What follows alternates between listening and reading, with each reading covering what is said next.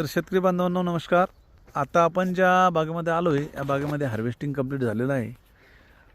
3 टप्प्यामध्ये इथे आपण हा माल हार्वेस्ट केला होता आणि खूप चांगले असे कॅरेट निघाले.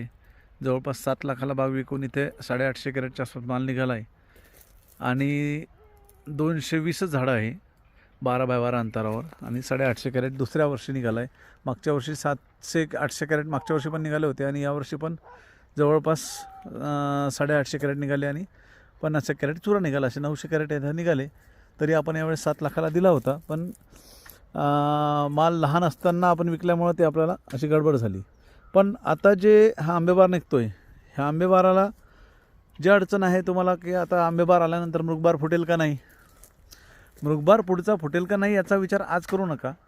आज जो तुमच्यासमोर आलेला आहे आंबेबार, त्या आंबेबाराचं स्वागत करा, त्याची काळजी घ्या आणि ते काळजी घेऊन याला जसा तानावर सोडायचा आपल्याला तसंच आपण तानावर सोडू, जेणेकरून ह्याच्यामध्ये 40-50% जरी मृगबार फुटला तरी तुम्हाला हा आंबेबार तुमचा जो पूर्ण वर्षभराचा मृगबाराचा खर्च आहे तो सर्व खर्च या आंबेबार काढून देईल आणि मृगबाराचे पैसे तुम्हाला सर्व प्रॉफिट घेता येईल. तर अशा प्रकारे याचं म्हणजे समजूत काढा म्हणायची की हा आंबेबार येणं म्हणजे आपल्याला वर्षभराचा खर्च निघणे आहे आणि मृगबाराचे पैसे आपल्याला संपूर्ण प्रॉफिटमध्ये ठेवता येईल. धन्यवाद.